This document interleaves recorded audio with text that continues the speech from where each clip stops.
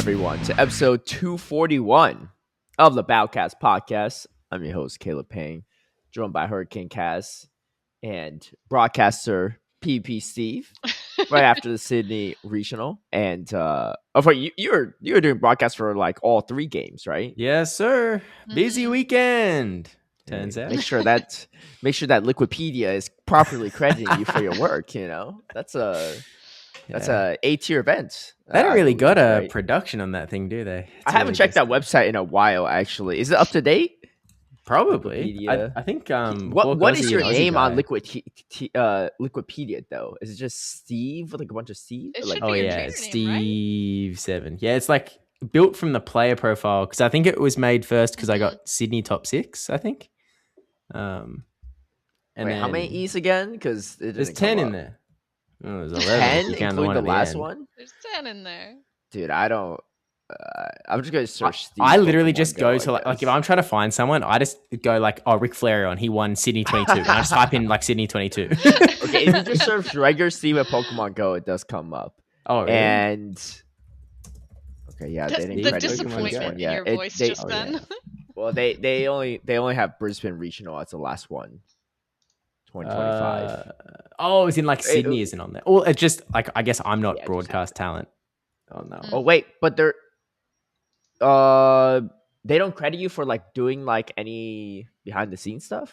I guess not. There's not really a category for it on Wikipedia. Yeah. It's just wait, hold on now. I feel like would people have figured out what your full name was back in the day before you revealed it if they checked Wikipedia? No. No, I do think that was changed. Okay, the way that it actually was exposed that anyone could have found out if they, clicked on random pages or whatnot is that it did get published on Pokemon.com for Sydney results. But no one in the history of the human species has ever gone to the Pokemon.com results pages of a tournament. So they didn't see... I didn't even know that was a thing. Oh, yeah. Exactly. /results? What? So I'll go like... Did they still publish results on it? Because I didn't even know that. Sydney? Yeah. So like, here's a link. Although if it will ever load, there it is. Where's my Discord tab gone? Here it is. Bing. So yeah, it's just like they just post the top 8 players in their teams with real names attached. It's actually not even the player names, to be fair. So if you open it up, you wouldn't see like PvP Steve or Steve 7. It just says Joshua Starrett. This was his team, but he's running a Wailmer, so. You can sort of figure out which one's me. I bet you knew. Yeah. But yeah, no one has ever been to this page. Didn't know about the website. So. Yeah. Because like, why would they? Like at that point, we had the Go Stadium graphics. And so it was like, well, we're just obviously going to look at that. We don't need a text form. They have the Auckland Special Championships already updated too, actually. So. On Wikipedia or Pokemon.com. Yeah, on Wikipedia. So you're there for that one. It's a Pokemon Go player that updates this? Yeah, Hawk Aussie, Australian guy. Interesting. Wow, okay. Well, anyway, we'll talk more about the Sydney Regional, but welcome everyone to the week of Valentine's Day. And, whether you got plans or not, let me tell you, you're going to have some plans for Pokemon Go because the first event we got is Therian Enamorous. And this is actually on only Valentine's Day again for some reason. 2 p.m. to 5 p.m. though. So they're like, you know what? Whether you have a Valentine's Day lunch or a Valentine's Day dinner, you got time for Therian Enamorous.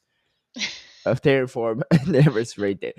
This is kind of, I don't know how many people do this, but it's kind of goofy, right? Because some people, maybe they got a couple different Valentines, right? Maybe they're not locked into one relationship, right? And so maybe they do a Valentine's Day lunch with someone and then Valentine's Day dinner, so they have time for both, right? Because I feel like if you're in a committed relationship, you're only gonna do one like meal, right? One Valentine's meal. I don't know how it goes for you, Kaz, in your household, but maybe like it's just another day. I'm rating Therian for Enamorous. He's like, Actually, I think Joe's gonna be out of town, so like I'll just be by myself, probably chilling on the couch with my actual Valentine's. I see. Yeah. Well, see, that's where the remote raids can come in, and remote raid limit is indeed increased. So maybe we'll have a late Valentine's Day lunch or early Valentine's Day dinner. You can still remote raid it, of course. All right. So you receive 5 additional free. Excuse me for just a moment. Raid passes. For spinning gym photo disc. Oh, the good part is I know where I'll be. I'll be at a double header, like a challenge cup combo with my locals during this time. Yes, and your true Valentines. Dude, the love for the game, man. You know what I mean? This is a Caleb Peng scam. It's just like, all right, anyone that's in a committed relationship, they're going to be out for the day. All these top players that might no. You don't understand because I'm doing the opposite. I'm trying to get them all show up because like I need more people. The higher chance there's like a top 4 top cut or whatever or top 8 top cut. Right? I'm like literally messaging Dracoviz. Well, we usually carpool together, and he's super nice. He drives every time because he has an electric car and doesn't cost him anything. Like there's no gas or something. So and he charges it for free. So it's like, oh, I could drive us. So I just messaged him right away. I was like, yo, I know it's Valentine's Day, but you gonna be at this local this Saturday? He's like, yeah, I gotta talk to the fiance. I'll get back to you on that. He's like, I'm trying to see if I can convince her to come with me, and then we go get dinner afterward. He's like, but I'll let you know about carpooling. I was like, that's fair, right? Because there's no way I could carpool with them and then just be in the corner while they're eating dinner at a different table. Or be like, yo, is it ready to go back yet? I would love to see that. Also, I mean, the true winners here really are couples where both of them play Pokemon because they just get everything, like all of it. Yeah, I guess. Yeah.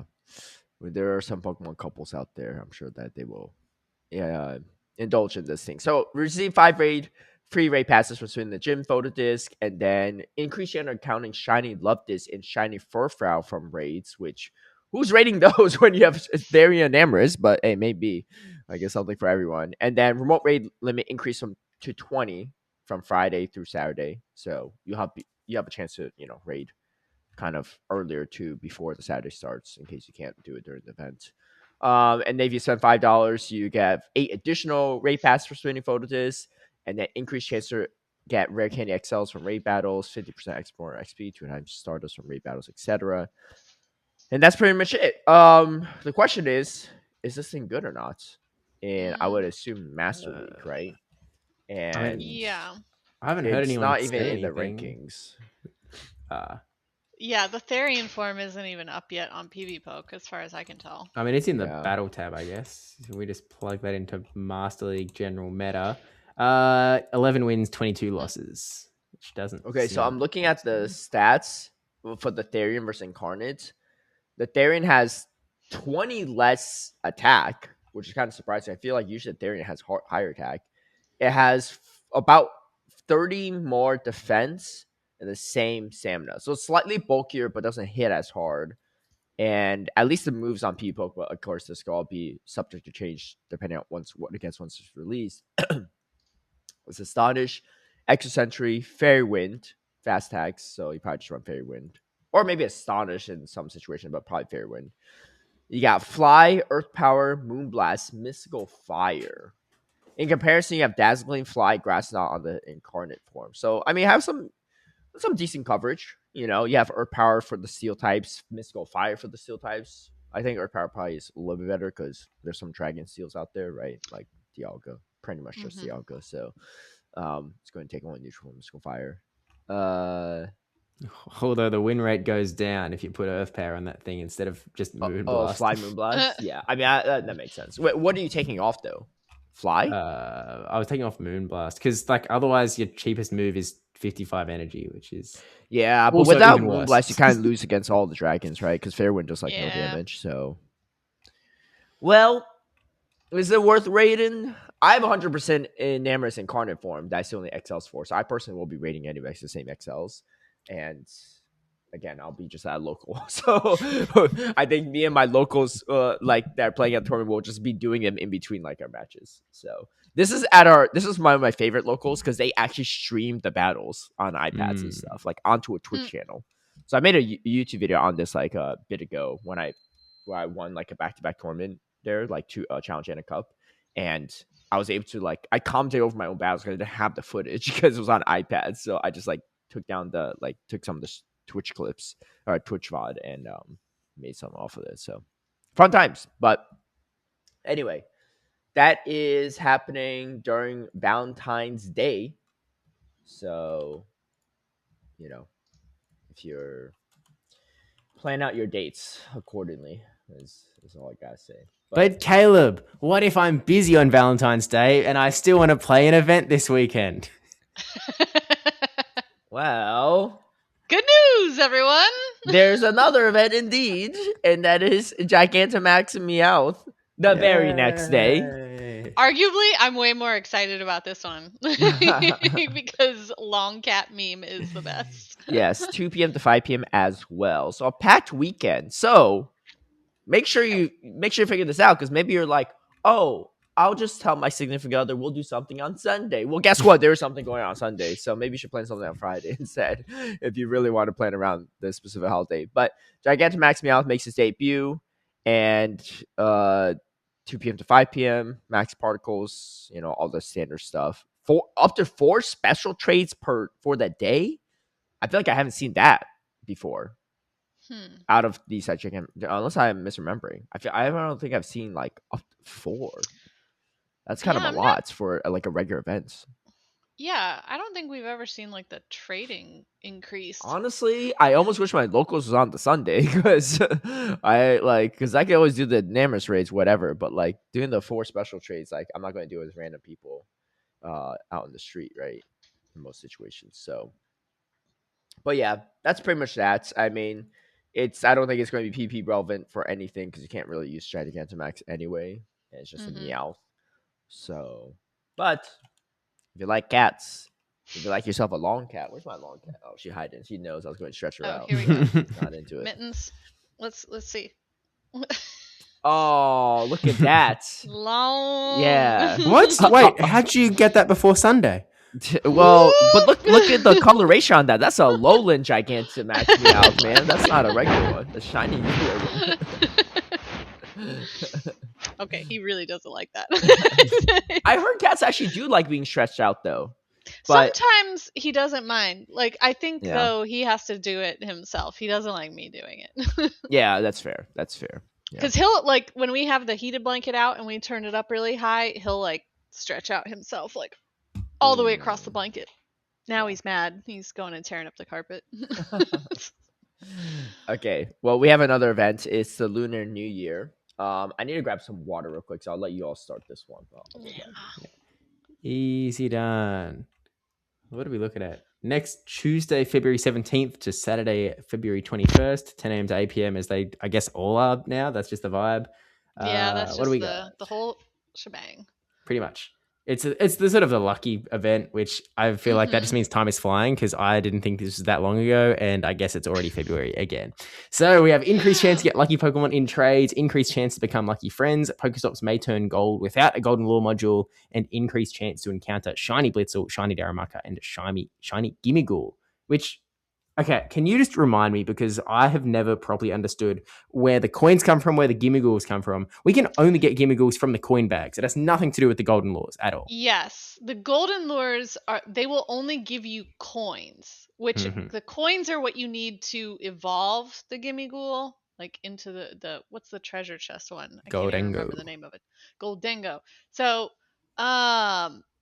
So those are that's only for the coins themselves. Is the lure modules will give you those, but you need the coin bag to get Gimmighoul to appear, which you only get from like sending doing a postcard. Yeah, sending it into with Switch? Scarlet and Violet.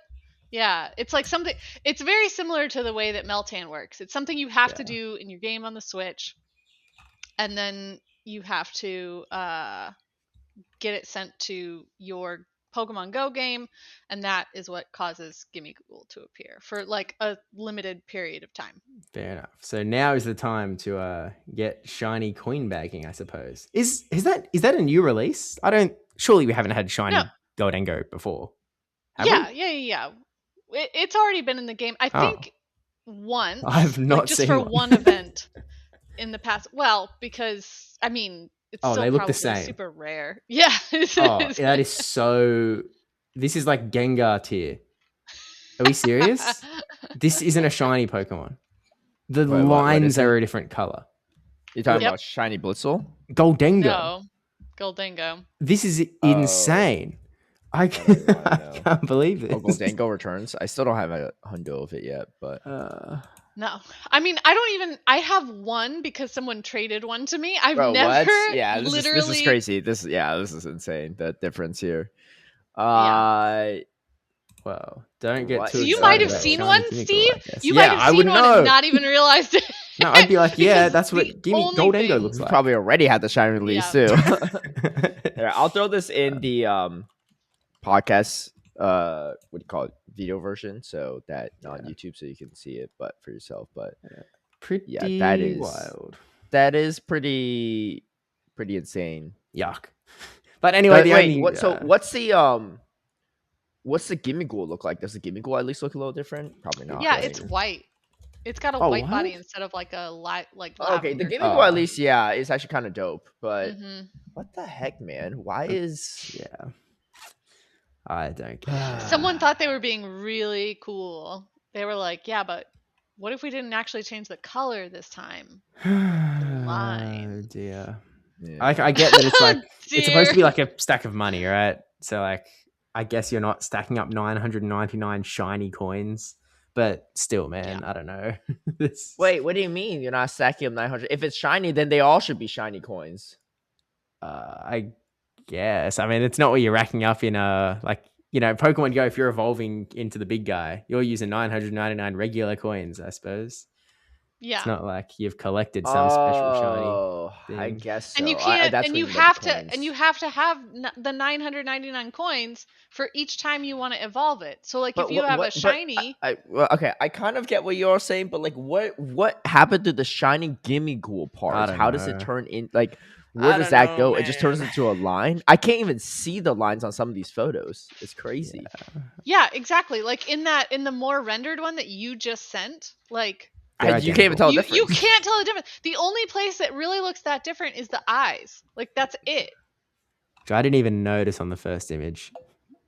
Like, because there's actually just a slight blue line in the eye. It's not like the eye is a different color. Yeah. No. The eye color. isn't a different color. It's the outline. Like, it's like supposed to be like an indentation or something. It's so silly. And whatever. yeah, you have to have 90.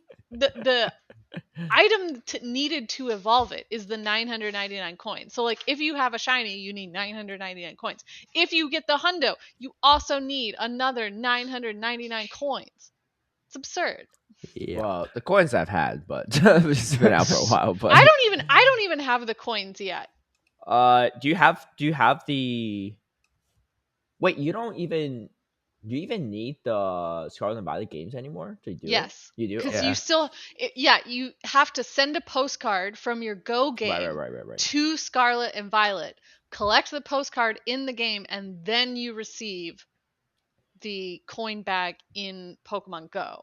You don't have Scarlet and Violet? No, I do. Oh, okay. But I just don't... It's something... It's so extra. It's a little bit. It's a little bit. Here's what I do though, because I don't think they can Goldengo or Gimmighoul can flee if you just have a Go Plus on and you drop it the incense. So what I would do is I would drop the Gimmighoul bag whenever I'm in like a Uber, like going to the airport for a Pokemon tournament.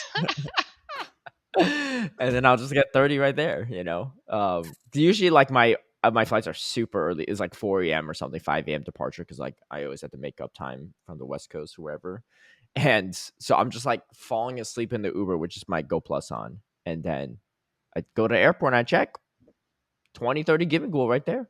My problem is I don't have the hundo, but maybe I should do more of this. Okay, so I will say though, the coin bag, you don't have to... I don't think you have to send the postcard like to your Switch every day. I think once you do it once, the coin bag is in your bag forever. Oh, sure, but it doesn't. Like you have to send a new one to get a new set of Gimmighoul. Do you? Yeah, you do. Yeah, every time. Yeah. It doesn't take that long Unfortunately. for what it's worth, but Yeah, but like I don't have a It's- Switch. I'm not. I But got yeah, it. find someone with one, I guess. Yeah, if Yeah. you can. Or you can take a bunch of my game going next time I see you, because I have a bunch, and like I don't think people really want them, but I just have them just in case people want to re-roll them to have a chance to go lucky and get a hundo or whatever. It's like I kind of do want them, but I've never thought about it. As like whenever anyone asks, like, "Oh, what do you want a lucky trade?" That's never entered my consciousness. I'll see you at Seattle, right? Yeah, you got friends, you got family Yes. on the West Coast. See, right? see you there, Yeah. bro. See you at the Kalos tour too, right, Yeah, right before that, the week before. Yeah, Yeah, I mean, I've got to rack up those championship. Yeah, points I'll be able to stock up a couple bags between Kalos tour and Seattle, so we'll have All plenty to do. I'll keep you guys. I'll have clearing extra for you out. too. Yeah. Yeah, I mean, give them to me. The only gimme goal I have is because someone traded it to me. But you have the game though. I know, but it's just like it's one of those things where if I have to take extra time to like sit and think about it, like and do the multiple steps, I can't be bothered. This is actually pretty good because there's increased chance of getting lucky Pokemon trades. So if you are swapping gimme gold during this event, good chance of getting the hundo too. Yeah. Where does this say that the shiny is released or something? Where does it say that? Apparently, it was already been released. Yeah, it was released in a previous event. Oh wait, it's been a release. Yeah. So I missed that part. I legit was like, oh, it's a new. I was like, where's it saying the new shiny? I didn't realize it's. Right. It was during that like the 7 or like the 8-9 year anniversary thing, right? It was the 9-year anniversary. Yeah. It had the 9 above it.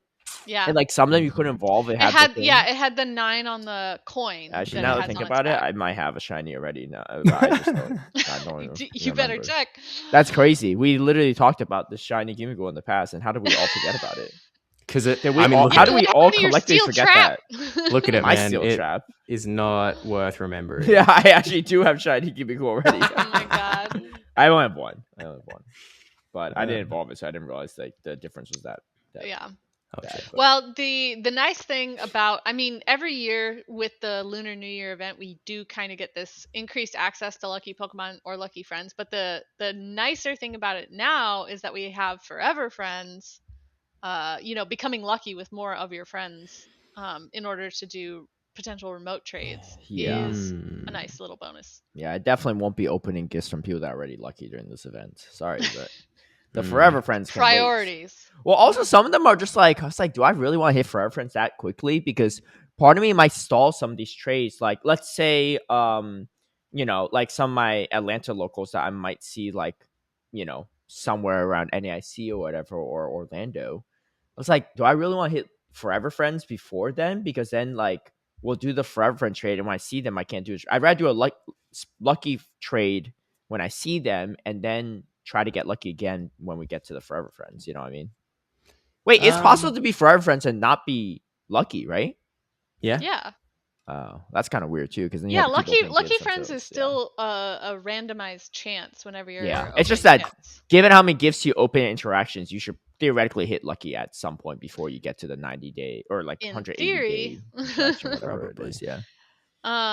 But you also, even once you do like your remote trade with one of your friends, I mean, you could become lucky with them again and get back to that point where you can do the remote trade. Like there are options. Yeah, but you see my issue though. So, no. I get what you're saying. Oh, okay. If you know you're gonna see people, then maybe don't prioritize those people. Yeah. But for people, when I literally like, I think the next time I'll see Steve is probably at Worlds. So like. Yeah. Or when we both go to Seattle. Yeah, right. I forgot when we both go to Seattle. Yeah, don't miss your flight now. Make sure you got a Gimmighoul bag when you head to the airport too. Someone bring your Switch, please. Help a girl out. Help a girl out. You already have the Switch. help remind me to help me. Yeah, okay, that's fair. All right. And then we have celebrating 10 years of Pokemon Go and 30 years of Pokemon. Well, what's your favorite? So you could do what's your favorite, take a photo and everything. So I tried to take one, but you can't like take it by yourself. Yeah, it's sort of like... And this girl ain't helping me out or anything. She's like, you don't need a thumb, Cheggy. Like, you could just press with your paw. I thought you could set a timer. What? Did I say anything wrong? She's looking at No, you I don't think like- so. Not with this feature. Not with this like AR thing. Because you have to like do like the AR. At least The based on blog what post that I was reading said that you could set like a timer. Really? Oh, it even includes Where? a handy Yeah. timer. Just tap on the Yeah. timer icon in the bottom left. Oh, there's a little clock. Yeah, there's For a there's just 5-second an extra countdown. icon. Not you have the to hit. timer icon? What the heck? Mhm. I maybe I do. How do There I? you go. How do I? Okay, so I take a photo. But even though it's not an actual AR I have to photo, throw the Pokemon out though. First. you still have to Yeah. have a floor visible, even though Yeah. it's not like a floor visible. What does that mean? It has to be on the floor. the floor. Like it just has to be visible in your. Why does that have to be like? Why can't my don't Gyarados just know. be on my table? Like, does it matter? I don't know. They're like, Especially with ones don't that worry, fly. Gyarados is heavy. It might you break. know? Yeah, exactly. It might break your table. Like, what are we worried about? Why does that have to be on the floor? Yeah. Okay, I don't see the self timer, but I think it's because I don't have the Gyarados out yet. So that might be Yeah. why. Yeah. Maybe I'll try doing that. Yeah, it's the bottom left of the page. There's like a little clock icon. It's much smaller, so you might not, if you're not looking for it, you might not notice it. We're a little late to the Gigantamax Meowth event, but That's the actual Kanto version right there. Right. Yeah, this one's got an attitude though. So does Oh me. yeah, like mine didn't. Min seems chill. I don't know if he is chill, but this one is just. I'd say he's about 80% chill. And then 20% when he's not getting exactly his way, he is very not chill. Okay. I heard cat personalities take after their owners. Is that true, Cat? Yeah.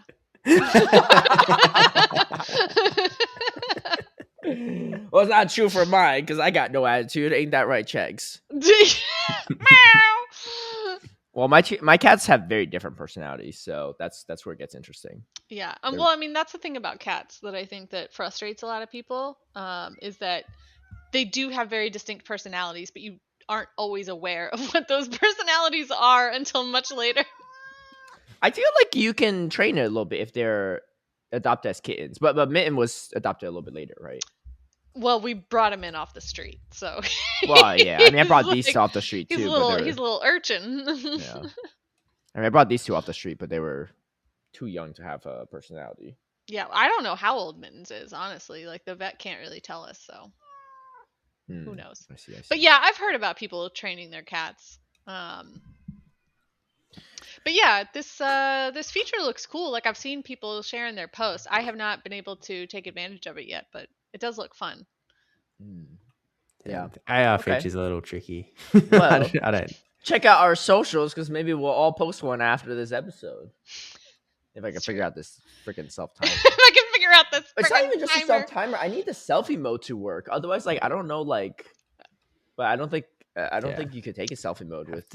No, you have to Well, set it up I don't backwards think- and then. I don't think it's gonna be like when people have done AR photos in the past, it's like that's literally putting the Pokemon in your environment. I don't think this is exactly like that. It was basically Like- what you're doing. Like, It kind of is, but it's also kind of like not. It's because I've seen It's the ones so that people have weird. shared, and the Pokemon is kind of like superimposed in a much like more flat way than it is in the AR. This blog post makes no sense too. It says take a photo with your friends, family, or by yourself with what's your favorite. It shows a woman holding a basketball, and there's no Pokemon in the picture.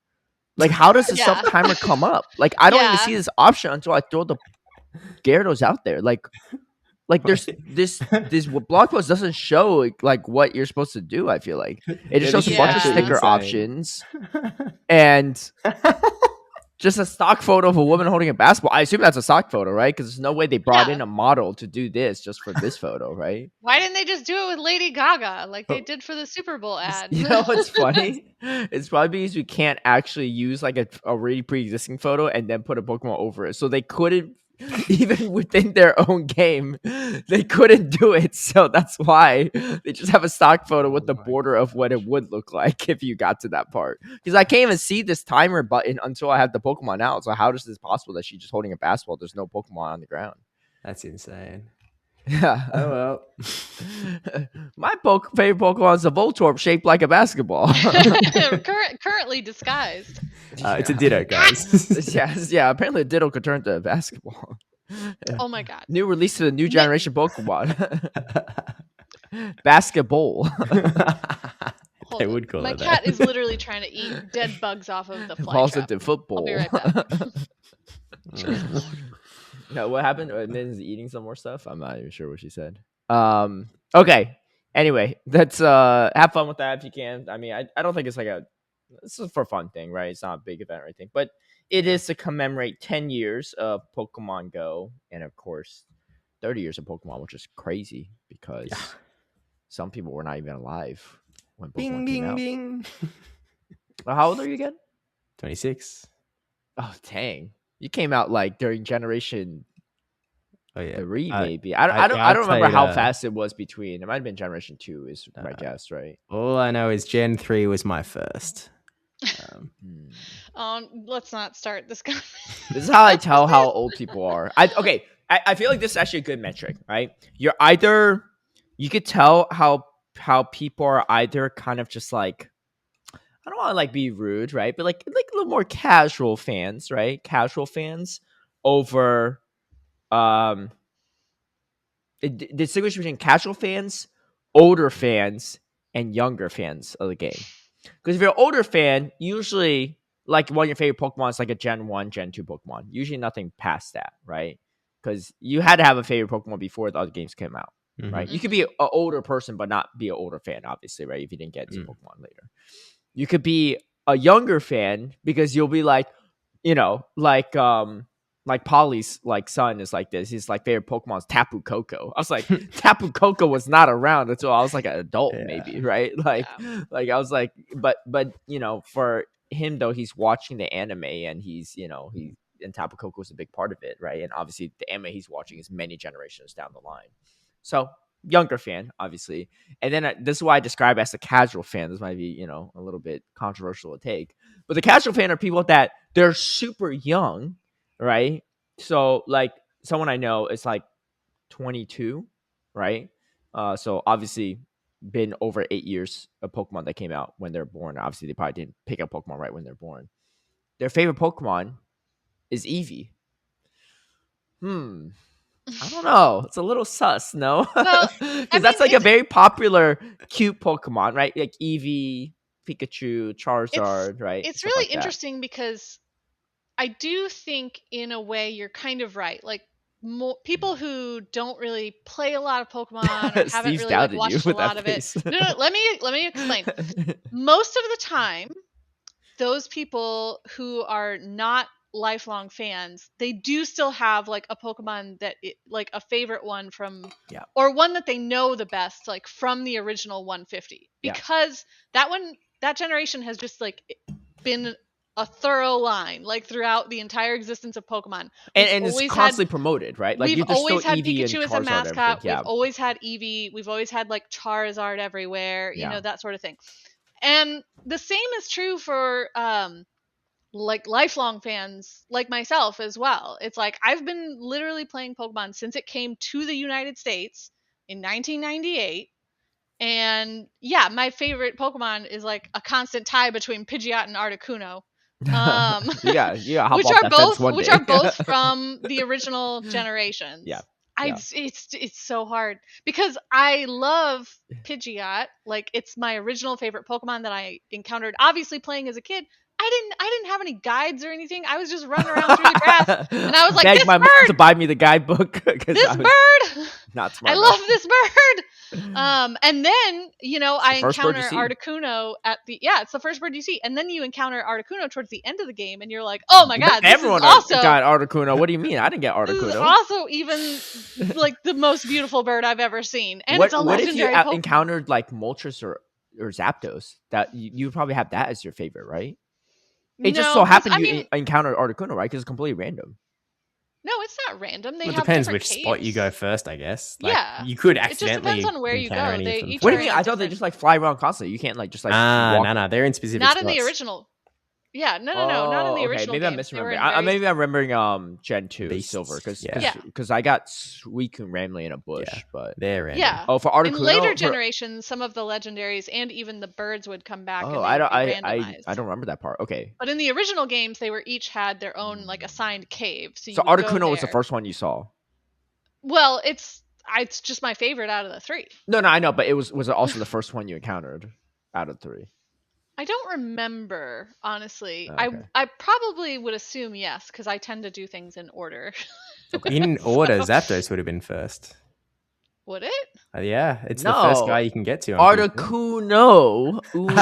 I hear you, man, but the power plant is way earlier in the game, and you just need to get Surf to go around a little bit. Well, I guess someone's Spanish is a little worse than mine. But you can't get to the part of the power plant that Zapdos is in until you not when you first go to the power plant. Yeah. You but have to you come get back Surf, to it later. and then you go around. Yeah. But that's the same thing to get to Articuno. You need Surf, and I think it's later in the game. Yeah, but you're closer. I think you're closer to the Articuno, when you get it. So it's to me, it made more sense for me to go there. Fair enough. I mean, you can go any order, really. Yeah. Anyway, the point is, Kaz knew her Spanish at an early age. Okay, she knew how to follow the. Well, I mean, my grandmother is Mexican, so. So I do think that you do have a point in that, more casual fans and lifelong fans tend to stick with the first generation of Pokemon, whereas people who have picked it up, along the way on later generations, they might have a favorite Pokemon that's from a later one, or the first generation that they actually played. Yeah, because I will my say, mom's a good example of this. So, yeah? I mean, obviously she's older, right? But so she's been around since Pokemon's been around, but she doesn't follow Pokemon, right? She bought me the games when I was younger, right? Or some of the games, and I play it, but she didn't really follow along.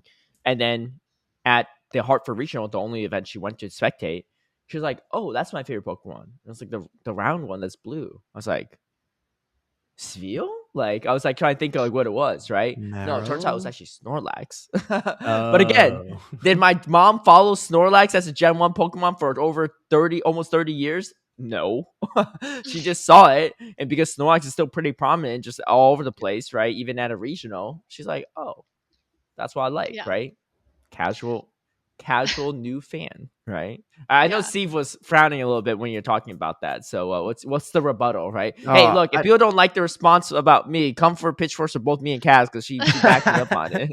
Obviously, there's exceptions to the rule, right? I said you were for the most part correct. I'm sure there are some big time Pokemon fans that are younger that still like Generation 1 or 2. And people can also you can totally change your favorite if something really from a later game really spoke to you, because I thought about it for a long time, are Pidgeot and Articuno still my favorites, or would I swap to something like Empoleon, because I remember seeing Empoleon for the first time. I was like, this is truly the greatest Pokemon to ever exist. But I mean, I like the birds from the OG first generation the most still, I think.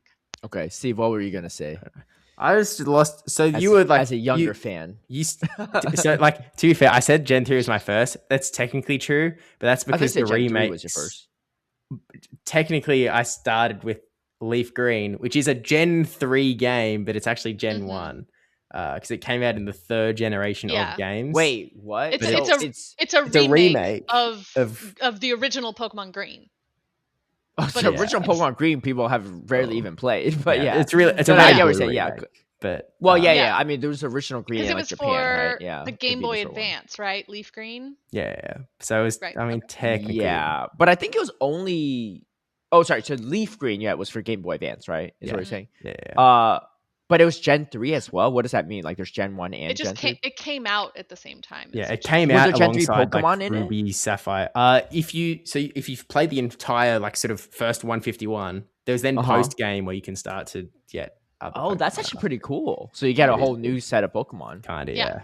It's kind of great. And there's Gen 2 Pokemon in too, or is it just Gen 3 and Gen 1? I think so. My memory is pretty hazy because I didn't really replay post game stuff ever. I mostly focused on the main I do bit. think there was a more enhanced post-game experience, if I remember correctly. It's been a long time since I played Fire Red.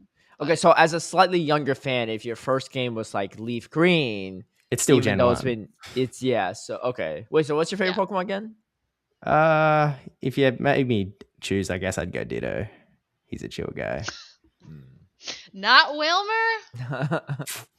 I like the guy. Steve, are you lying to us again? Have you been lying to us all this time?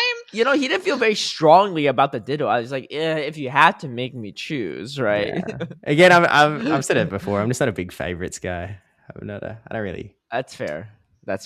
No favorite color, right? Like I have one that I chose when I was 3. yeah.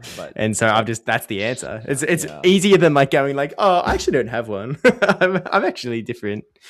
So yeah, you know, because if you try and do that, then people fight you on it. They're like, no, you have to have a favorite. You say you don't have favorites, but I feel like you have a favorite set of like 5 shirts. Outside of that, I will say you probably don't have favorites, right? Because yes, you might have used Wilmer in tournament, but you'll use Will D's team no problem and use a whole different. Like you just use. Honestly, you probably use Bastion more than you use Wilmer actually in tournament. Yeah. Oh, definitely. By far. And maybe I can make an infographic on your ones. I don't know. You wouldn't be able to find Auckland or Johannesburg on Dracoviz. So. Brother, yeah, you're right. What's going on with Dracoviz, man? All right, okay. Well, let's talk about the championship series because we have stuff that happened, and let's. Well, okay. So obviously Auckland in last week, right? But we had another Oceania tournament. We'll start with Sydney to kick things off because you were working it, and it was actually our only broadcasted tournament. So the only one I was able to see. But yeah, break it down for us, Steve. Well, the crazy thing is, you've probably seen more games than I did because you were doing other stuff. Yeah, I was sort of like working for a lot of it. So there was a lot of like, I was dealing with tech or dealing with casters or dealing with, players and whatnot. And so I wasn't really able to sit and watch the broadcast much at all. So it's like, it's sort of on my list to watch back this weekend, but I haven't seen most of it. I've probably seen like 5 battles, maybe. Oh, okay. That's a lot. Did you watch like the grand finals and stuff? I've seen 1 battle of the grand finals. Oh, okay. Well, yeah, I have watched more than. Yeah, I was like, at first I was like, I don't know, I didn't watch all of it, but yeah, I was in and out a little bit. I can't remember what I was doing. I don't think I streamed that night either, because otherwise I would have rated it. But I forgot what I was doing. I think I was just doing other stuff, whatever. And then I did watch back the losers finals, grand finals, and winners finals, of course. And yeah, another top finish for Pokemon Moneymaker, who's now averaging just under a top 2 finish. And there's literally no one in Oceania that has a better finish, right? Even for people that played only 1 tournament. People that at least 2 tournaments, right? There's no one with 2 tournaments that has a better finish. You're probably right. I mean, like Yakko is obviously very good. Like it. No, Yakko's not there because he got like a 9th his first one, and that like brings down his averages. But he's got 3. I'm trying to think about like anyone that won stuff, right? So it would be like CGY Flameslam, but he got a 7th, so that takes him out of the. But Godsalama, but Godsalama hasn't won all of it, right? So yeah. I mean, it's just so like the fact that Yakko, like if you take Worlds out of the equation, which actually he kind of did well at Worlds too. 3 first places and then a 9th being like a worse average than Pokemon Moneymaker is kind of wild. Yeah. Well, yeah. So only counting Australia tournaments, right? Yeah. So, I don't think anyone that's played only 1 tournament has done it because I can only think of like only if you won or got 2nd, and that's it. Yeah. If you only played 1 tournament, you had to get 1st or 2nd. Otherwise, you would be outside the top spot. I don't. I know El Cavismo has played a couple times, so I know he got 2nd, but that wasn't his only tournament. So even he's out of contention too. Yeah. So it would have to be anyone that's like played only once an Oceania tournament or Australia tournament and got 1st or 2nd, which I don't even think there is anyone that's done that. I don't think that exists. So yeah. I'll try to think before I make my graphic if I had to put disclaimer like has played at least 2 tournaments or 3 tournaments. I thought of putting it in there, but I was like, I don't even think I need to. I don't think so. I think it's pretty clean. Crazy. But anyway, outside of that too, we have Jumothy, who got another tournament win, which is pretty impressive because what do you call it? It was right after Auckland. Obviously, Auckland was not nearly as big, but Sydney much larger. And winning back-to-back tournaments, no matter what the size is actually pretty impressive. So, did he run back the same team? Yeah, same team. He did. Okay, well, I guess it worked. I've got a video with his Auckland run that like is almost done. That I was sort of ready to get it all together and post it before Sydney, and then I didn't quite have enough time. And then he ran back Sydney and won Sydney, and I was like, we are extending the video a bit. You're gonna do 2 in 1? We'll have a little bit of Sydney. Like Auckland, the big thing is like the Auckland battles aren't streamed anywhere, so like you can't really watch them otherwise. Whereas at least Sydney, the battles exist. But you can't grab the footage anymore, right? Off the phones. Off Sydney? No. They actually don't let us. Like it's No, I know that's what I figured, right? I don't think they let you for like any tournaments, but I wasn't sure if they were like, no, even for like content stuff, it's like no. Yeah. Okay. Not only did Jumothy win in his second back-to-back tournament with the same team, he also hasn't dropped a match across.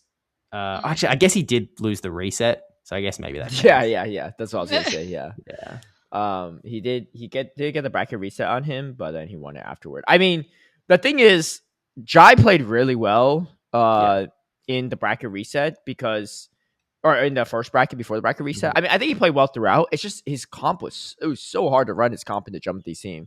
Like I was saying this, like I think maybe Jai made a few less mistakes than Jumothy did, but because he had such a big team comp advantage, Jumothy just like was able to just still like win games that maybe like even with a few mistakes, like typically you don't win, but he just had so much play into Jai's team. So I will say Jai's Shadow Lone Ninetales did look pretty good outside of when he gets onto the Empoleon, but I know he's always like trying to use the Lone Ninetales whenever he can, and I actually think it was a pretty good position for it near this tournament. And and then he beat Pokemon Moneymaker, who's not an easy opponent, right? Nighttime Clasher coming all the way from NA did get 4th place. I think that's back-to-back 4th place finish for him in Oceania. I kind of thought he was top 6. Was that what it was? I think I saw a post, but I don't remember. Maybe I misread it. Oh no, I think that's because he. Oh, he got 4th at maybe was that 4th at Vegas? Was that what it was? In Toronto, he got 4th. Oh, Toronto. Mm-hmm. Okay, that's what he moved back. He was top 6 last time in Melbourne. Okay, yeah. I actually just went back and counted through because I was curious because of Inadequence's stat where like he won 18 matches in a row without dropping one, and so I looked at Jumothy's with Auckland into Sydney. He got to 11 matches in a row in the championship series without dropping a set. Pretty good. Still pretty good. That's pretty good. Yeah. You got your own Oceania Inadequence essentially. Yeah. Well, I mean, he's the 2026 back-to-back champ, I guess. Yeah, that's true. And then we had some other players too, like Yetarina was there. Who is Bud Leia? I think I don't really know them, to be honest. Buddle? Anyway, from Japan, just like Moneymaker, and then Yetarina from South Korea. People seem familiar with them, and they were like, "Oh yeah, they're good." I think what's his name? Kag was there as well. Yeah, from Japan. Didn't make into the top 16, but definitely still solid player. And Godzillama's in there for a while gone. A lot of people that we know, Rick Flareon, Z-Tarp, Avrip, stuff like that. So anyway, a pretty solid run, I would say. The meta, it was very Lickilicky favored, I gotta say, in Oceania. Top 3 all have Lickilicky. Same as Auckland. I was going to say, that's kind of a pattern, it seems like now. Yeah. Oceania's big Lickilicky fans. No, not... Dude, there's like almost no... what's that thing called? I don't know. Wilma, there's none of that. No, the Ultra Beast. Why am I blanking on it? Guzzlord. Yeah, there's like barely any Guzzlord in this tournament compared to all the previous ones. This is probably the smallest amount of Guzzlord usage, right? In a top 16. There's one Maybe. in top fourth place, Nighttime Clasher, but he's not from Oceania, so that makes sense. Like he's like bringing his NA team over, and then the there's rest of the Guzzlord are 2 in this others. 13 to 16 slot. Yeah. Like no one in the top 12 besides Nighttime had a Guzzlord, but we had like 3 Pangoru, which was kind of interesting. Okay. Also, to be fair, in the top 12, there are in the top 8, there's 3 Alola Ninetales, which probably doesn't help Guzzlord either. That's Yeah. Perfect time for Bastion, man. Oceania, where you at? Come on now. Because you didn't Stop trying to compete. make Bastion Yeah, that's happen. right. No, it's so bad right now. I'm still gonna try my hardest to win a tournament with it, but like it's not actually good. Pittsburgh was a tournament that I needed to run into, which I did. I just didn't play as well as Steinar, but yeah. So anyway, pretty cool run though. Check out the VOD on PPC's channel. Twitch expires in a month or so, right? But on YouTube, it's there forever. So yeah. was there a reason why you streamed on Twitch over YouTube this time around? I think I've always streamed it on Twitch because that's like as far as the zeitgeist is concerned, that's where regionals are. Wait, that's you never streamed it on YouTube? I could have sworn I watched a regional before it was on YouTube. No, I don't think so. It's sure? As far as live is concerned, it's always just been on Twitch. We did, admittedly, where we have streamed on YouTube in the past is when we didn't. It wasn't an official stream. It was before we had official streams, and it was just like recording over the shoulder footage. And I put on a stream going over that footage for like. Really, you've Melbourne never streamed? 24. I could have sworn like when I was in Orlando, I was watching a Oceania tournament. I was watching on YouTube. It was like the one where Rise casted. Oh yeah, Perth 2024. Yeah, I don't think it was on YouTube. I think it was Twitch only. That was the first one ever. Yeah, I don't know why I thought it was on YouTube. When I saw it on Twitch, I legit was like, "Is this the first time it's streamed on Twitch?" I did not realize it's always been on Twitch. But yeah, okay. Well, I guess that makes sense. It gets used more often, and also rating is a pretty big part of the like keeping the viewership upkeep as well. Yeah. That helps. So just sort of especially for like a grassroots production. So yeah. Which YouTube just doesn't have that infrastructure. You could do both technically if you want. Yeah. Could multi-stream. I recently figured that out. It's a little finicky, but it works. Yeah. So there's the like real reason behind not doing it is something on the lines of how Twitch discoverability works, where big number actually means more eyes, which means bigger number, which means more eyes, and it feeds on itself. The bigger you get, the bigger you can get. And so it's too a little big bit to fail is what they call it in the economics world. It's eventually where you get there. But yeah, it's sort of if you can pack as many people into the one spot, more people will see it. So it's like, I guess we do that. That's fair. The VOD's on YouTube anyway. Yeah. Well, check out the VOD for anyone that's curious. And then we had Santiago, which unfortunately did not have what do you call it? The little co-streamy thingo. Yeah. Yeah. No stream of any kind. Yeah. So I saw a follow-up message on Dracoviz. I was curious. Oh, let's talk about the teams first, and then we'll talk about the message. I saw this. It was actually attached to Dracoviz post on the Santiago graphic. So Andy Kobe, probably Kobe, right? Because it's a Spanish name. Or yes. Anyway, it's Argentinian name. Yeah, he got first place. This is definitely their highest finish, but I'm curious what their finish was previous to this because I'm not very aware of this player. Yeah. I mostly know him because when I was in Buenos Aires last year, he won this like absolutely massive stacked cup that was like, all the international champions and regional champions from all over the world were all in this one tournament, and he won it all. He knows. Yeah. So definitely best finish by far. 33rd in Santiago 2024, 17th at Buenos Aires 2025, which is probably the one you're talking about, right? Yeah. 97 at LEIC right after that. And then 49th at Santiago, and then 25th at LEIC this year. So pretty good. I mean, like obviously right before this, one of the better finishes, right? I mean, Buenos Aires, 17th, but he went 2-2 there. Whereas 25th at LEIC is, what is that? 6-2. So like a lot more impressive, I would say. But yeah, so definitely has some skills under their belts. And winning a full regional too with a very stacked field is pretty impressive. Memi got second, Decoupe got third, Amelia got fourth. All names that we recognize. Ice Chris got in that 5th to 8th. These things there. The Carlos, I actually don't know who that is, and then Elche getting that top 8 as well. Marto, in the top. Marto Corlash in the top 9, Bassi as well, Bakuman. So I'm just reading the whole graphic at this point, but anyway, it was pretty stacked, huh? It's about all we just can skipped do. to think. Like I think Hard Jeff didn't even make it into the top 16. Like there's some like big names that didn't even make it into top 16, which is pretty solid. Dude, Lickilicky again, top 3 all Lickilicky as well. Yeah. What's going on? It's good, man. I mean, but also it's Lickilicky, Empoleon, Shadow Marowak core in all, and Florges. The top Florges, 3 all have 4 of the same Pokemon. The top 5, arguably, if you count like Ice Chris. Yeah, and just don't count Melio, right? Yeah. Yeah. Funny enough, none of them had the exact same team in that top 5, but Memi and Ice Chris probably had the closest, or Memi and Andy.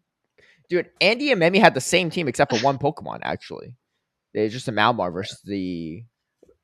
No. It's 2 Pokemon difference. Well, I guess Altaria's Shadow and one's not, right? Yeah. But Pokemon itself is the same. It's just a variant, right?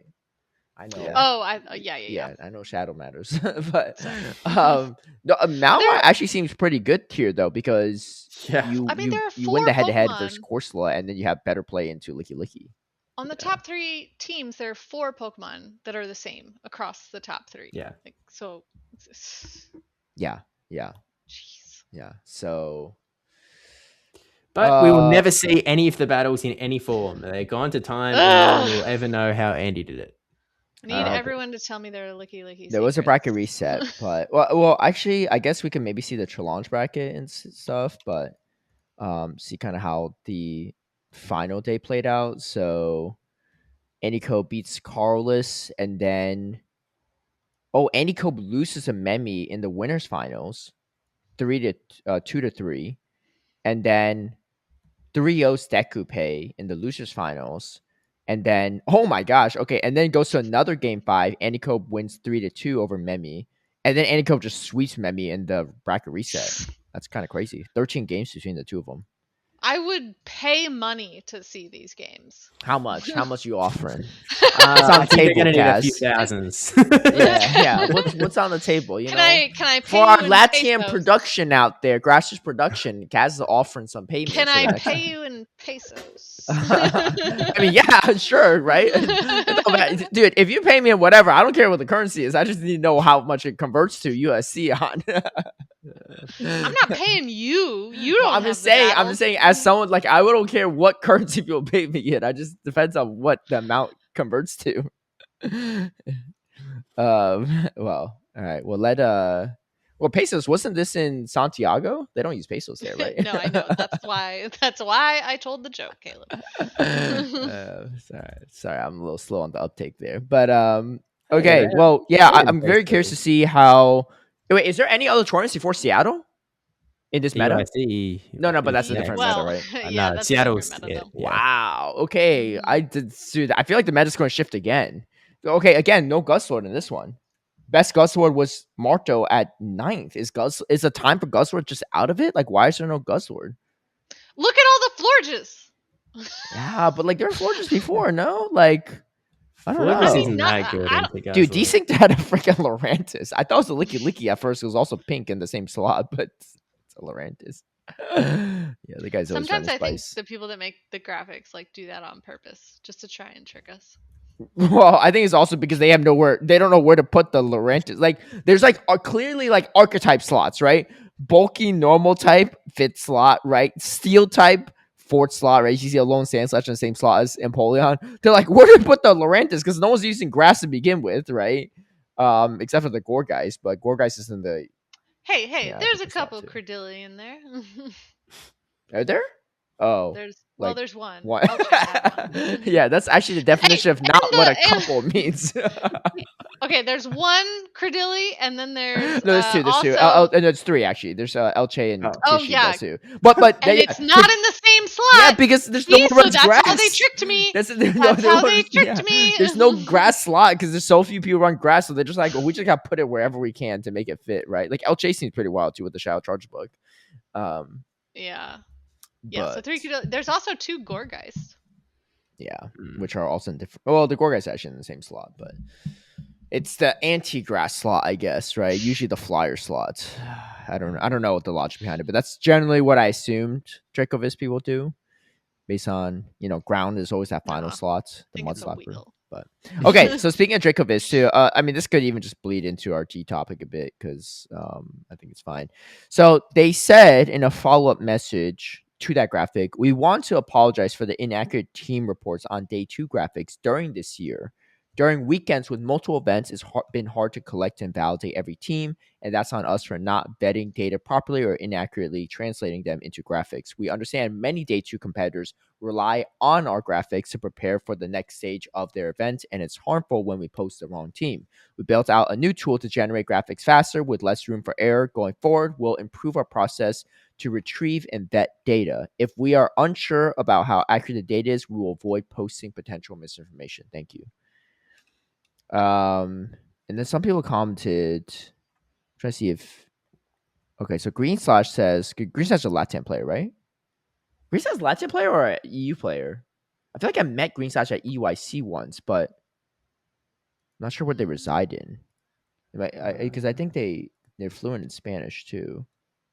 Their Twitter says they're from Belgium. Oh, okay. Yeah, I was gonna say their location on Twitter. But they write a lot in Spanish. Maybe they just compete with a lot of Spanish stuff, Spanish speaking regions. But anyway, maybe they're from there and now live in Europe. Belgium, yeah, maybe. But anyway, so Green Slash says, to be frank, when teams are in those not stream tournaments, I wouldn't upload anything until everything is finished because the situations happen more often in those kind of tournaments with less play Pokemon visibility. That is my advice. You do at the end what you consider is the best. Yeah. Anyway, so I guess there were some errors. I mean, we can see what it is, right? Because they have the day 2 graphics still up. I don't know how. There's they do. They do. Tweet from Marto Galde that I think one of his opponents had a wrong Pokemon on the day 1 graphic. Yeah. I don't know if he felt it screwed him over or whatnot, but that's tricky too, right? Because like obviously this is a grassroots org, so it's not like they're not like liable technically, right? Because it's just like this is not official sources. They're not claiming to be official anyway, and it's tough, right? Because if they're not on the official broadcast, you can't see it. It's hard to get that data. Like even right, human error is a different thing, right? If they just accidentally put in the wrong Pokemon in the graphic, but even if they think it's a team because someone told them that's a team, it gets a little tricky. I don't work for Dracoviz, so I don't know like how they collect the data from stuff. But my guess is for non-stream tournaments, they might even just go by like word of mouth or whatever, right? I don't know. Mm-hmm. Like because like Johannesburg, or whatever, right? Like they had to ask you for what the teams were, right? Yeah, I just I could have made it up, but I had photos. Yeah. I mean, it'd be weird for you to make up after the fact, right? Because there's no day 2 for you. But yeah, you could technically made it up. You could be like, hey, this good. Devishon had a gimme ghoul, but so it's tricky, and I guess unless Dracoviz has like an official partnership with someone in the Pokemon company or whatever to feed them this information, then like, man, my guess is they don't because they made these errors. Then it's kind of hard. So I always appreciate the work they do, but it is a little dicey, right? Especially if you're like prepping for a team and you see a completely different team. Yeah. So how does that happen though? So how do they get that wrong? You think people are just giving them the wrong information on purpose or accidentally? I mean, it's probably just a mistake. Like, I mean, mistakes just happen. Yeah. What was Marto's tweet again? I guess there's also like someone could misremember. Like sometimes they might grade their team from someone from an opponent. I thought they should ask the direct players themselves. Well, if they can't get if they don't respond, can't get then them. they have to start messaging others. I guess. Yeah. Where is the guess tweet? so. Oh, here's the tweet. I hate when the Google Translate button doesn't come up. Okay, he says eliminated. Mine just comes up automatically on really? Twitter, Usually it does. Yeah. It says eliminate from the tournament. It's a shame that there are competitors who intentionally throw the match for their team to get a practice advantage. What does that mean? Okay, Google Translate spitting out something a little different than what yours is. Yeah, because I think that doesn't make as much sense. Like no one's throwing anything, right? This says eliminated from the tournament. It's a shame that some competitors are using faulty equipment to gain a practice advantage. Top 12 in the Santiago Regional. So I read that to mean like fake team to gain advantage. Yeah. So his take is almost like it's a little bit more nefarious and like not accidental. Because then Ashton Ash also responded afterward. Again, this is translated on X, so it could be lost in translation. How ugly, man. The same thing happened to me in Merida with some competitors. That's kind of crazy. And Corlash says, same thing happened to me. My first opponent, day 2, did the same thing. Put an Azu instead of Florges. Guess what? He used in both games when I was not prepared for that. Oh my gosh. Maybe it's a big LATAM problem. That does like again, this is a grassroots resource, right? But the problem is like certain people, if you could scrim against an actual team someone's running versus other people can't, right? So it's like a sizable advantage. That it's almost reminiscent of the days where like some teams weren't streamed before, right? And then we didn't really have Dracoviz or something to make graphics on this, so we didn't people didn't know, or like movesets, right? They wouldn't know movesets going to day 2 because they weren't on stream, but the other people would know the moveset of their opponents, right? Stuff like that because they were on stream. Like it's almost reminiscent of that in a way. But again, they remedied that with open team sheets, but now it's I don't love that, I don't think it's great. But Martra was happy for the guy that won it and all, but yeah, so but I don't know, it's like putting all your eggs into a basket that's not an official resource anyway is kind of a gamble in the first place, isn't it? It is, but I think from a competitive integrity standpoint, it's just like it's not there's nothing wrong with what any player did, to my knowledge, right? Maybe there's some code of conduct thing, I don't know, sportsman conduct thing, but I don't think. But you would also have to prove that they did this on purpose, right? Which I wouldn't say like players that had different teams like did it on purpose or anything. It could have been an accident, I guess. But based on like the amount of people saying this has happened multiple times is like a little, because I don't. It's a little what strange, makes it right? a little weirder to me, because it's like. But even if it's not against any specific rules, it does feel a little grimy, right? I feel like that's super grimy. My take is like if this is a rot that is in the like LATAM Dracoviz team generation stage, I actually think that it is the end of day 1 Dracoviz graphics. They just kill it. Oh well. Or at least for regions where it's not broadcasted. Yeah. If it's not broadcast, hey man, if I make day 2 in Seattle, y'all better have a graphic for me, man. I'm not trying to go back to the VOD and look for it. Like, come on now.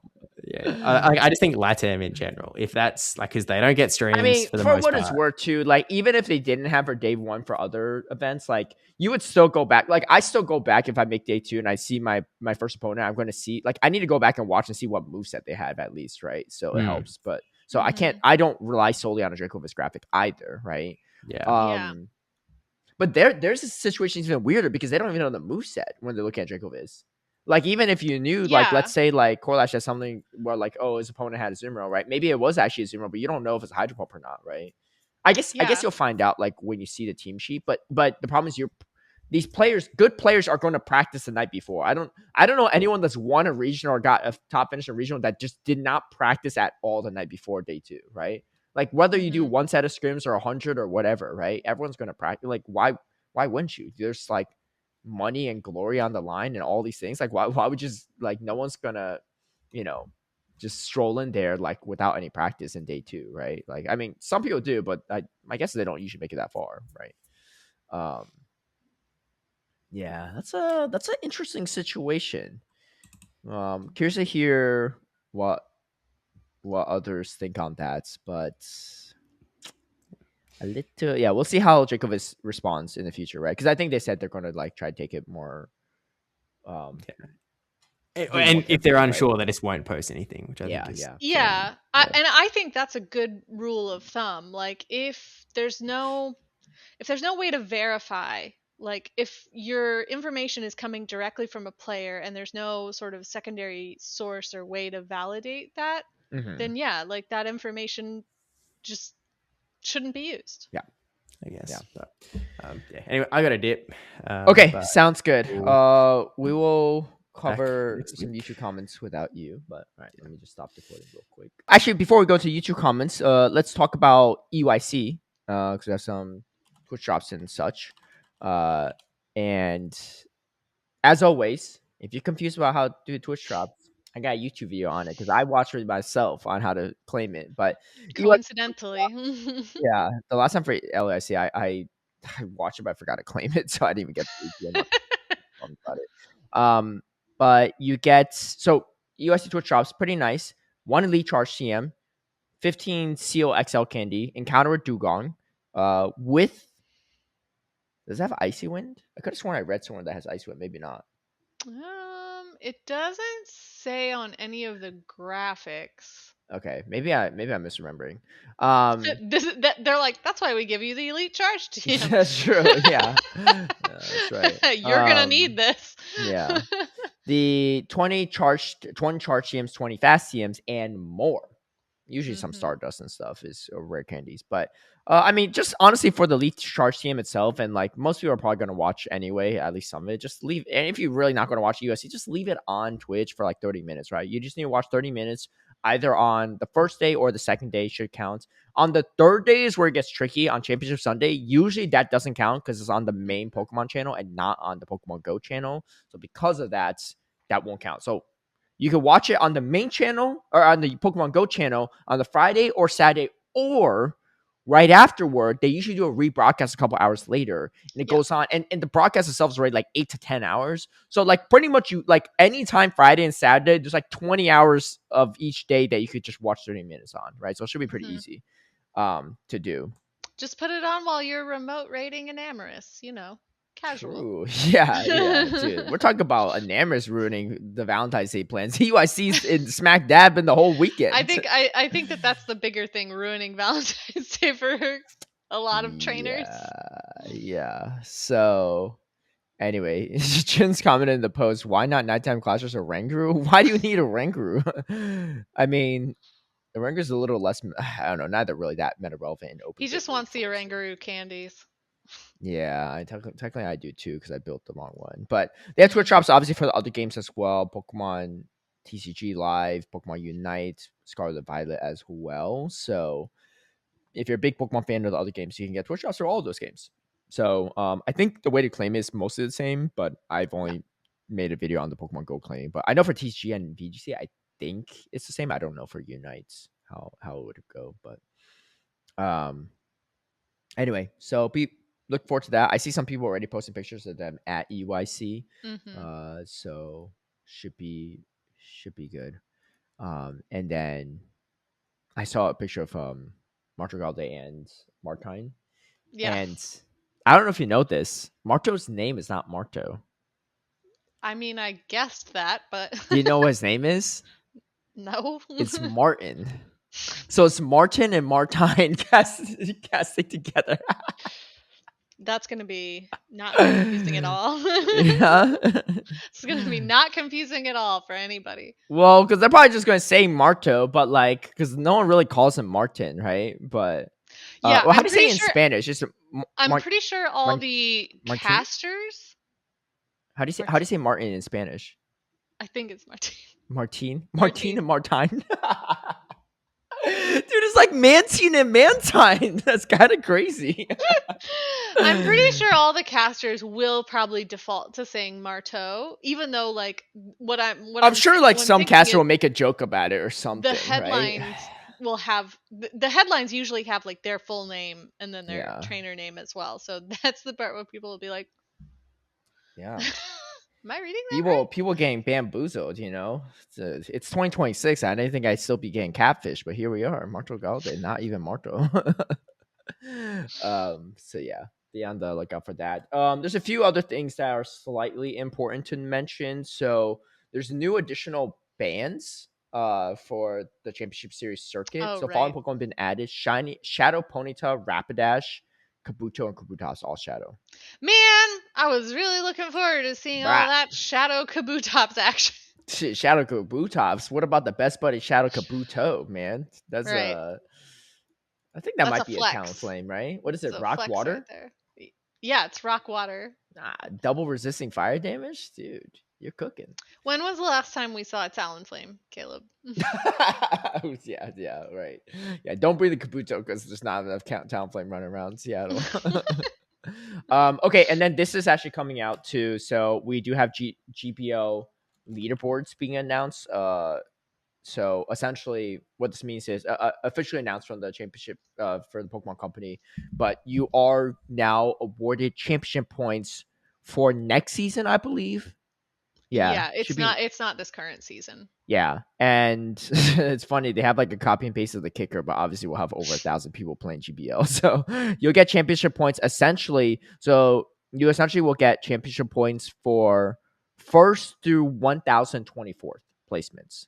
So 513 to 1,024 is 3 championship points, which is not a lot. The first place is 75, which is also not a lot, but it might be able to push someone over the edge for some type of I think it's maybe. way more likely that would push someone over the edge than the 3 points. Well, yeah, of course, yeah. I mean, if you're getting pushed over by 3 points, that's crazy. Imagine like checking the GPL leaderboard every day. Well, you can't even see it because 513 to 1,024. There is no leaderboard for that, so you actually don't even know if you get the 3 points or not. So you'll just be looking. You'll be checking your points on the site and be like, "Is that? Oh my gosh!" I feel like we could do a GPL bet with this. No. We do like a championship points bet on the podcast. It doesn't mean between me and you. I'm just saying in general, right?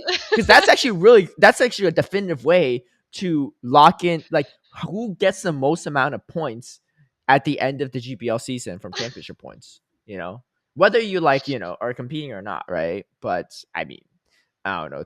Twastell hit legend before me, right? And then that's true. And stranger. I'm sure.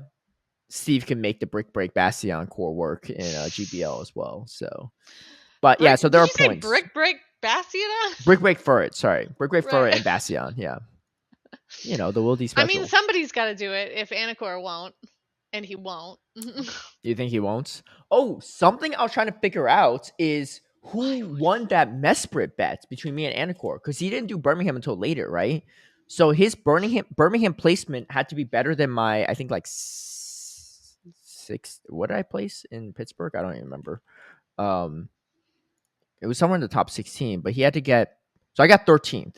So he needed, because I didn't get any points at Vegas, and I don't think he got any points at the one he went to before this. Frankfurt, was it? Frankfurt. Yeah, he got 33rd. He got 25th. Right, so looks like I won the Mesprit bet too. we need to get Anacor on the podcast so we can sort that out. Let me add a tally to my all-time bets, but we need a Anacor. No wonder why, because I feel like if he won the bet, he would have been in my DMs like weeks ago, right? I completely forgot about it until recently.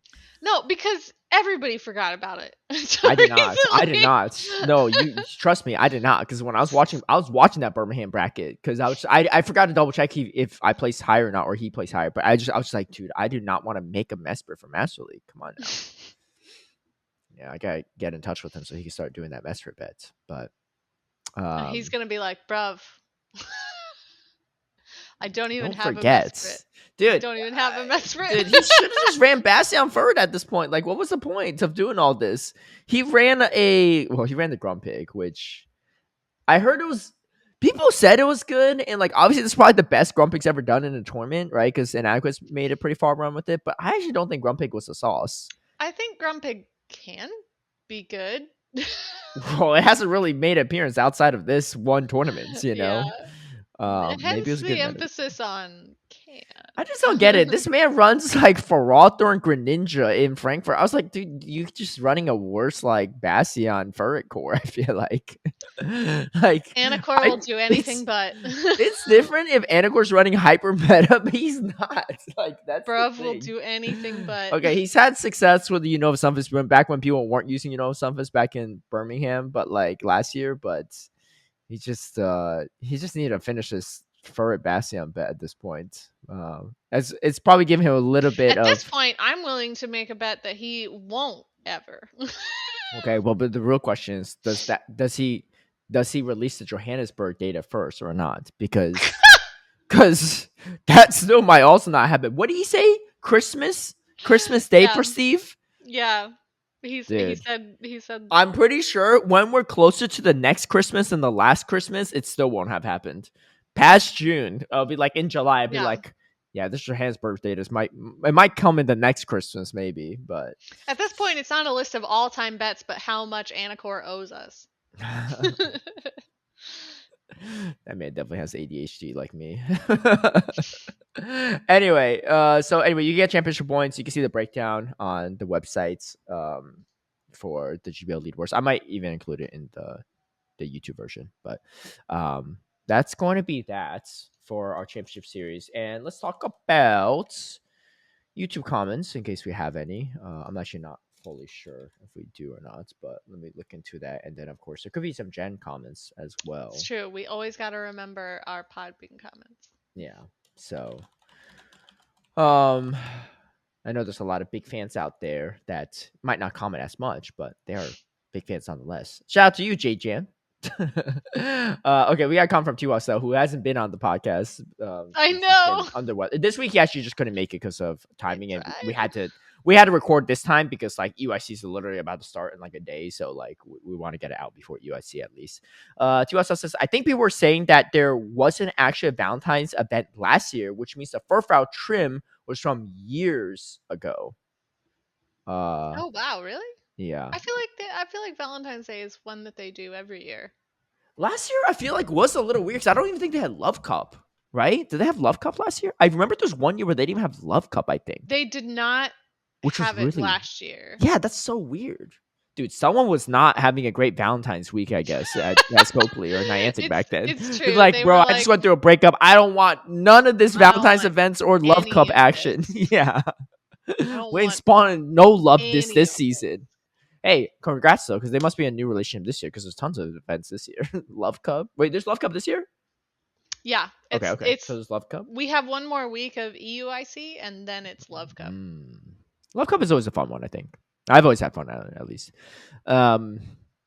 Love Cup's probably one of the only meta I've ever seen where someone made fan art of my team.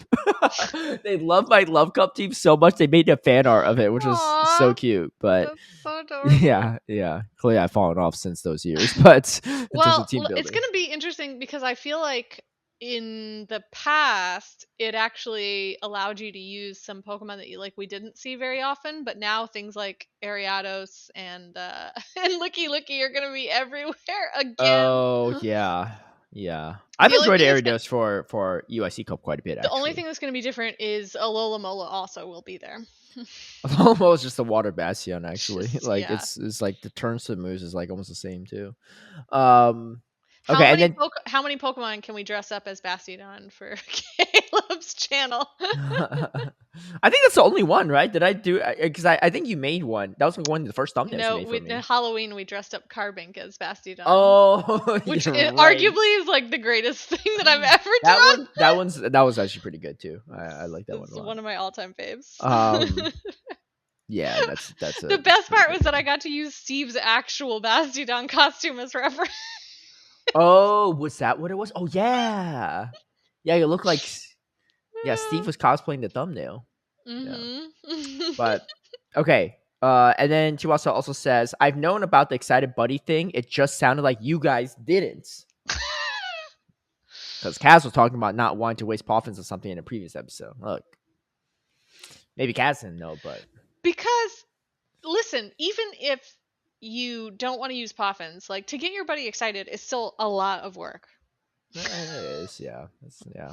You do have to do some. You definitely have to be And walking around too. we just had a whole gimme goal section where I talked about how little work I wanted to for this game. Jen did leave a comment. Bobby and Jen says, maybe I didn't comment last episode because I had nothing interesting to say.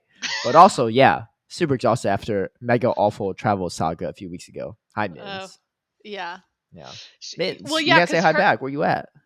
He's on the floor next to me. He's all salty. About what? Because I moved and he jumped off my lap. He was like, cats are the biggest divas. Yeah. No. Like, if they choose to lay on your lap, then you're not, like, moving is illegal, and any movement just ruins the whole vibe. You have to be aware. You can't be criticizing him too much because, like you said, he takes after you. It's true. We're sassy to each other. This is how this household works. Yeah. What was I gonna say? Oh yeah, Jen's travels were like super difficult. Because her flight got canceled, and then like she managed to get onto our flight to get to Mexico City, but then from Mexico City she had a flight to Atlanta, but it was like, oh my god, like almost so late at night. So she was trying to find like other flights, and she managed to find an earlier flight to Atlanta, but then had to get a flight from Atlanta to St. Louis. Like, it was a whole it turned into a whole 24-hour odyssey for her. That's quite the ordeal. Meanwhile, Rise and Arrow, who were on the same flight as her that got canceled, like, they just decided to stay in Mexico for like another week and go to Cancun. Wow. Well, glad to hear that Jen is back home and safe. It's true. She sent me pictures of I always have her do this. I have anyone that has cats send me pictures of their cats whenever they get home. So she sent me pictures of Fry and Zap. Oh, I'd like to do that myself too. Actually, when I like get to places, I'll just pick up my cat and like. Actually, I did that here. I'll show you. I did that last night actually when I got home because I was letting a friend know I got home. It's a good tradition. Yeah. And I start. Yeah. Perfect. I just come home. I just pick up my cat and be like, I'm home. Yeah. Yeah. They don't want to see me. They want to see a photo of me. No. Rude. Whoa. You said that a little too fast.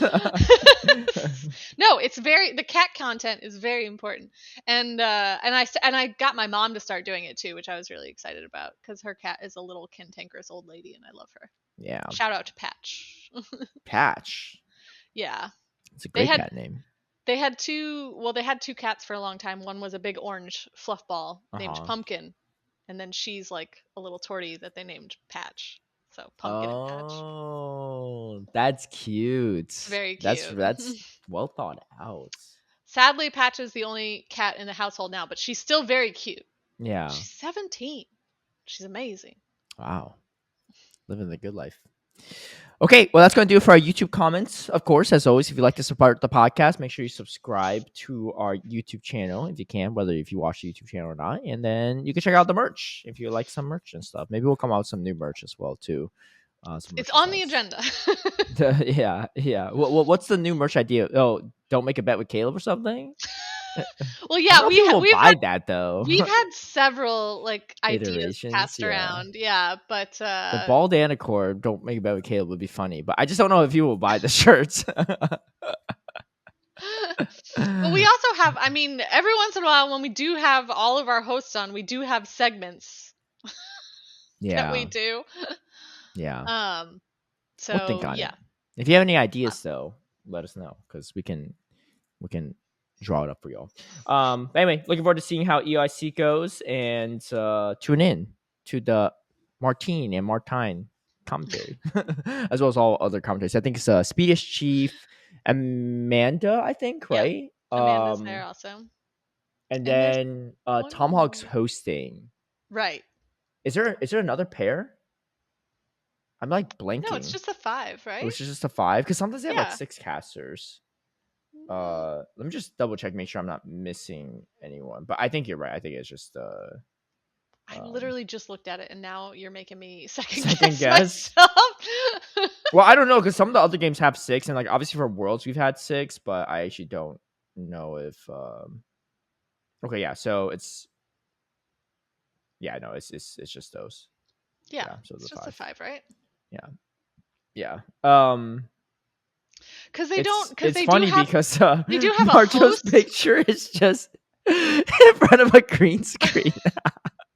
It's a nice photo though. He's dressed up and everything. I thought they were gonna pull a picture. Like you can tell he's like cropped out of it. It's probably the same photo they were using like before NAIC, and then oh, true. and then he would have a nice new one right in front of all the official backgrounds, but then yeah, things happen. But okay, well, anyway, best luck to all of them, and tune in to broadcast and get your Twitch shops. Until then, we'll catch you all in the next episode. Peace.